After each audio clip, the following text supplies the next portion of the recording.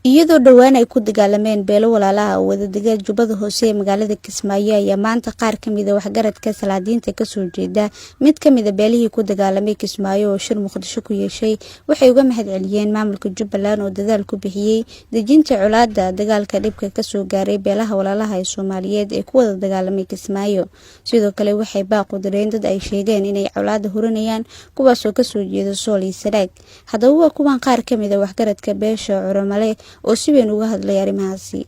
sidoo odagu sheegay waa soo dhaweynayna nabadgelyada iyo wada hadalka iyo wanaagga meesha ka soconaya nabadda in la qaataan dadka dhan bay muhiim u tahay waxaan soo dhaweynaynaa shirkaasi iyo sidoo u socdo dadkaasi meesha ku diriirayna waxa la yiraahdaa beesha Oromale iyo beesha Harti ma dadka diriiray waa sida dadka ay wada ogsoon yihiin dhulka sida loo degan yahay loo ogyahay dagaalkan wuxuu u dhacay beesha Harti iyo beesha Oromale wada hadalkana waxa loogu jiraa beesha Harti iyo beesha Oromale shalay 2018 dagaalka noocaas u dhacay waa laga heshiiyay wixii dhacay kadib dagaalku soo noqday dagaalku waa iska dhacay mar hadii la isla wada degan yahay dhaxno ilaahay ka baqa waxba isku manihin been ha laga sheeginina nasabadayada ha doorinina inaan nasabadiina doorno waa shay fool xun shirkan ha la qadanina oo dhibaato u jeedino oo shirkan maalin walba baajinaysa oo dhibka wado dhan waa idinka waxaan rabnaa inaan u dirno beelweynta beesha ka hadlaysa baran ka hadlaysa ka guuxaysa dad iyo duuyo baran nagama jirto waxba isku manihin Soomaaliman ku kulana ilaahay ka baqa arqalada iyo dhibaatada ugu haysan laga daayo dhanka kale malaaqa guud ee beesha Oromale Bare Salaad Axmed ayaa u mahadceliyay dhamaan cid walba oo ka qayb qaadatay xalinta dagaalka beelaha colaadda ku dhexmartay Kismaayo sidoo kalena baaq u diray dadka hurinaya dagaalka dhexmaray dadka walaalaha ee wada degan Kismaayo midda kale waxaa jira baryahan damba dad Soomaaliyeed anigu ma garanayo dadkaas oo ka hadlaaya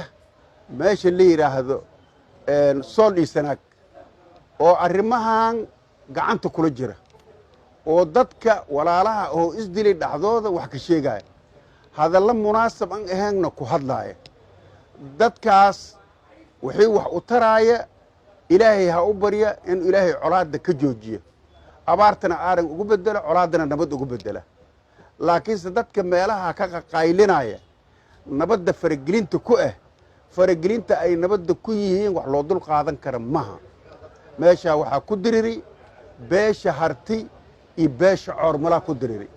laba qabiilood oo boqolaal sano daris aheed waay carabay ilka meel isku jiro isqoomee way isqoomeen maadaama ay isqoomeen waa in ninkii gacan ka geysan kara maslaxadaas uu maslaxada gacan ka geysta ninkan maslaxad ka geysan karina waa inuu ka aamusaa uu shibka yiraahdaa